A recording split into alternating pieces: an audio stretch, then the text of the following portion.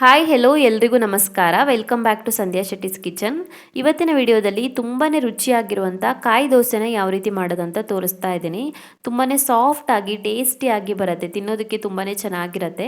ಹಾಗೆಯೇ ಇದನ್ನು ಮಾಡೋದು ಕೂಡ ತುಂಬಾ ಸುಲಭ ಇದೆ. ಕೇವಲ ಮೂರೇ ಸಾಮಗ್ರಿಗಳು ಸಾಕಾಗುತ್ತೆ ಮಾಡೋದಕ್ಕೆ. ಯಾವುದೇ ರೀತಿಯ ಬೇಳೆ ಆಗಲಿ ಅಡುಗೆ ಸೋಡಾ ಆಗಲಿ ಬೇಕಾಗೋದಿಲ್ಲ. ದೋಸೆ ಅಂತೂ ಸಾಫ್ಟಾಗಿ ತುಂಬಾ ಟೇಸ್ಟಿಯಾಗಿ ಬರುತ್ತೆ. ಮಾಡೋದಕ್ಕೆ ಮೊದಲಿಗೆ ಒಂದು ಬೌಲ್ಗೆ ನಾನಿಲ್ಲಿ 1.5 ಲೋಟ ಆಗೋಷ್ಟು ದೋಸೆ ಅಕ್ಕಿನ ಹಾಕೊಳ್ತಾ ಇದ್ದೀನಿ. 1.5 ಲೋಟ ಅಕ್ಕಿಗೆ 1 ಲೋಟ ಆಗೋಷ್ಟು ಅವಲಕ್ಕಿನ ಸೇರಿಸ್ಕೊಳ್ತಾ ಇದ್ದೀನಿ, ದಪ್ಪ ಅವಲಕ್ಕಿನ. ಸೊ ಅಕ್ಕಿ ಮತ್ತು ಅವಲಕ್ಕಿನ ಚೆನ್ನಾಗಿ ತೊಳೆದ್ಬಿಟ್ಟು ನೆನೆಸ್ಕೊಳ್ಬೇಕು. ಒಂದು 3-4 ಸಲ ಆದ್ರೂ ಚೆನ್ನಾಗಿ ತೊಳೆದು ಇದನ್ನು ಒಂದು 2-3 ಗಂಟೆ ಆದ್ರೂ ನೆನೆಸ್ಕೊಳ್ಬೇಕಾಗತ್ತೆ. ಅಕ್ಕಿ ಮತ್ತು ಅವಲಕ್ಕಿ ಚೆನ್ನಾಗಿ ನೆಂದಿದೆ. ಇವಾಗ ಇದನ್ನು ರುಬ್ಕೊಳ್ಬೇಕು. ರುಬ್ಬೋದಕ್ಕೆ ಮಿಕ್ಸಿ ಅಥವಾ ಗ್ರೈಂಡರ್ ಯಾವುದಾದ್ರೂ ಬಳಸ್ಬೋದು. ನಾನು ಇದನ್ನು ಗ್ರೈಂಡರ್ಗೆ ಸೇರಿಸ್ಕೊಳ್ತಾ ಇದ್ದೀನಿ. ಸೊ ಅಕ್ಕಿ ಮತ್ತು ಅವಲಕ್ಕಿನ ಸೇರಿಸಿ ನಾನು 2.5 ಲೋಟ ತೊಗೊಂಡಿದ್ದೀನಿ. 2.5 ಲೋಟಕ್ಕೆ ನಾನಿಲ್ಲಿ 3/4 ತೆಂಗಿನಕಾಯಿನ ಯೂಸ್ ಮಾಡ್ತಾ ಇದ್ದೀನಿ. 3/4 ಭಾಗದಷ್ಟು ತೆಂಗಿನಕಾಯಿನ ತುರಿದ್ಬಿಟ್ಟು ಅದ್ರ ತುರಿನ ಕೂಡ ಹಾಕ್ಕೊಳ್ತಾ ಇದ್ದೀನಿ ರುಬ್ಬೋದಕ್ಕೆ. ಸೊ ಕಾಯಿ ದೋಸೆ ಆಗಿರೋದ್ರಿಂದ ಕಾಯಿ ಸ್ವಲ್ಪ ಜಾಸ್ತಿನೇ ಬೇಕಾಗುತ್ತೆ. ಕಾಯಿ ಜಾಸ್ತಿ ಹಾಕಿದಷ್ಟು ರುಚಿಯಾಗಿ ಬರುತ್ತೆ.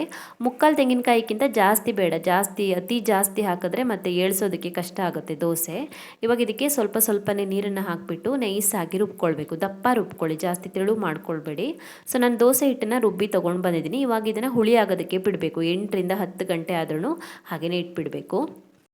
ಹಿಟ್ಟು ಚೆನ್ನಾಗಿ ಹುಳಿ ಆಗಿದೆ. ನಾನು ಇದನ್ನು ನೆಕ್ಸ್ಟ್ ಡೇ ಮಾರ್ನಿಂಗ್ ಚೆಕ್ ಮಾಡ್ಕೊಳ್ತಾ ಇದ್ದೀನಿ. ಇವಾಗ ಇದಕ್ಕೆ ರುಚಿಗೆ ತಕ್ಕಷ್ಟು ಉಪ್ಪನ್ನು ಹಾಕ್ಕೊಳ್ತಾ ಇದ್ದೀನಿ. ನಾನು ಸ್ಟಾರ್ಟಿಂಗಲ್ಲಿ ಹಿಟ್ಟನ್ನು ರುಬ್ಬೋವಾಗ ಸ್ವಲ್ಪನೂ ಉಪ್ಪು ಹಾಕ್ಕೊಂಡಿಲ್ಲ, ಇವಾಗಲೇ ಹಾಕ್ಕೊಳ್ತಾ ಇರೋದು. ರುಚಿಗೆ ತಕ್ಕಷ್ಟು ಉಪ್ಪನ್ನು ಹಾಕ್ಕೊಂಡು ಬೇಕಿದ್ದರೆ ನೀರನ್ನು ಸೇರಿಸ್ಕೊಳ್ಳಿ. ನಾನು ಇದಕ್ಕೊಂದು ಅರ್ಧ ಲೋಟ ಆಗೋಷ್ಟು ನೀರನ್ನು ಹಾಕ್ಕೊಳ್ತಾ ಇದ್ದೀನಿ. ನಾವು ನಾರ್ಮಲ್ ಆಗಿ ದೋಸೆ ಹಿಟ್ಟನ್ನು ರೆಡಿ ಮಾಡ್ಕೊಳ್ತೀವಲ್ವ, ಅದಕ್ಕಿಂತಲೂ ಸ್ವಲ್ಪ ದಪ್ಪನೇ ಇರಬೇಕು. ಜಾಸ್ತಿ ತೆಳು ಮಾಡಿಕೊಂಡ್ರೆ ಮತ್ತು ಏಳ್ಸೋದಕ್ಕೆ ಕಷ್ಟ ಆಗುತ್ತೆ. ನಾವಿಲ್ಲಿ ಕಾಯಿ ಜಾಸ್ತಿ ಹಾಕಿರೋದ್ರಿಂದ ಜಾಸ್ತಿ ತೆಳು ಮಾಡ್ಕೊಳ್ಬಾರ್ದು, ಸ್ವಲ್ಪ ದಪ್ಪನೇ ಇರಲಿ. ಚೆನ್ನಾಗಿ ಮಿಕ್ಸ್ ಮಾಡ್ಕೊಳ್ಳಿ. ಸೊ ಹಿಟ್ಟು ರೆಡಿಯಾಗಿದೆ. ಇವಾಗ ದೋಸೆಗಳನ್ನು ರೆಡಿ ಮಾಡ್ಕೊಳ್ಳೋಣ. ನಾನಿಲ್ಲಿ ಕಬ್ಬಿಣದ ಕಾವಲಿನ ಕಾಯೋದಕ್ಕೆ ಇಟ್ಟಿದ್ದೀನಿ. ಕಬ್ಬಿಣದ ಕಾವಲಿನಲ್ಲಿ ಮಾಡಿರೋದ್ರಿಂದ ರುಚಿನೂ ಚೆನ್ನಾಗಿ ಬರುತ್ತೆ, ಹಾಗೆಯೇ ಹೆಲ್ದಿಯಾಗಿಯೂ ಇರುತ್ತೆ. ಕಾವಲಿಗೆ ಎಣ್ಣೆನ ಸವರ್ಬಿಟ್ಟು ಸ್ವಲ್ಪನೇ ಹಿಟ್ಟನ್ನು ಸೇರಿಸಿ ದೋಸೆಗಳನ್ನು ರೆಡಿ ಮಾಡ್ಕೊಳ್ಳೋಣ.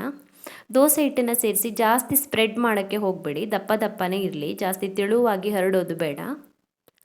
ಮುಚ್ಚಳ ಮುಚ್ಚಿಬಿಟ್ಟು ಕಾಯಿಸ್ಕೊಳ್ಬೇಕು. ಮುಚ್ಚಳ ಮುಚ್ಚಿಬಿಟ್ಟು ಒಂದು 30 ಸೆಕೆಂಡ್ ಕಾಯಿಸ್ಕೊಂಡ್ರೆ ಸಾಕಾಗುತ್ತೆ, ಬೇಗನೆ ಬೆಂದ್ಬಿಡುತ್ತೆ. ಮೀಡಿಯಮ್ ಫ್ಲೇಮಲ್ಲಿ ಇಟ್ಕೊಂಡು ಕಾಯಿಸ್ಕೊಳ್ಳಿ. ಸೊ ಮುಚ್ಚಳನ ಓಪನ್ ಮಾಡಿಬಿಟ್ಟು ಒಂದು 15 ಸೆಕೆಂಡ್ ಹಾಗೆಯೇ ಇಟ್ಬಿಡಿ. 15 ಸೆಕೆಂಡ್ ಆದ ನಂತರ ರಿಮೂವ್ ಮಾಡ್ಕೊಳ್ಳಿ ಕಾವಲಿಯಿಂದ. ಅವಾಗ ಈಸಿಯಾಗಿ ರಿಮೂವ್ ಮಾಡೋಕ್ಕೆ ಬರುತ್ತೆ. ನೋಡ್ತಿರ್ಬೋದು ನೀವು, ಕಾಯಿ ದೋಸೆ ರೆಡಿಯಾಗಿದೆ. ತುಂಬ ಅಂದರೆ ತುಂಬಾ ಸಾಫ್ಟಾಗಿ ಟೇಸ್ಟಿಯಾಗಿ ಬರುತ್ತೆ. ಯಾವುದೇ ರೀತಿಯ ಚಟ್ನಿ ಅವಶ್ಯಕತೆ ಇಲ್ಲ ಇದನ್ನು ತಿನ್ನೋದಕ್ಕೆ, ಹಾಗೆಯೇ ತಿನ್ಬೋದು. ಹುಳಿಯಾಗಿ ತುಂಬಾ ರುಚಿಯಾಗಿರುತ್ತೆ. ನೀವು ಕೂಡ ಟ್ರೈ ಮಾಡಿ. ನಿಮ್ಗೊಂದು ವೇಳೆ ಇನ್ಸ್ಟೆಂಟಾಗಿ ದೋಸೆ ಮಾಡ್ಕೊಳ್ಬೇಕು ಅಂದರೆ ಹುಳಿ ಬರ್ಸೋದು ಬೇಡ.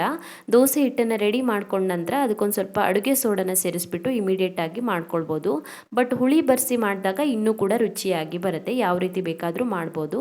ಸೊ ಕಾಯಿ ದೋಸೆನ ಯಾವ ರೀತಿ ಮಾಡೋದಂತ ನೋಡಿದ್ರಲ್ಲ, ನೀವು ಕೂಡ ಟ್ರೈ ಮಾಡಿ. ರೆಸಿಪಿ ತುಂಬಾ ಸಿಂಪಲ್ ಆಗಿದೆ.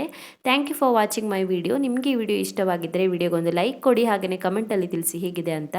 ಇನ್ನೂ ಹೆಚ್ಚಿನ ವಿಡಿಯೋಗಳಿಗೆ ನನ್ನ ಯೂಟ್ಯೂಬ್ ಚಾನಲನ್ನು ಸಬ್ಸ್ಕ್ರೈಬ್ ಮಾಡ್ಕೊಳ್ಳಿ. ಹಾಗೆಯೇ ನನ್ನನ್ನು ಫೇಸ್ಬುಕ್ ಮತ್ತು ಇನ್ಸ್ಟಾಗ್ರಾಮಲ್ಲಿ ಫಾಲೋ ಮಾಡೋದನ್ನು ಮರಿಬೇಡಿ.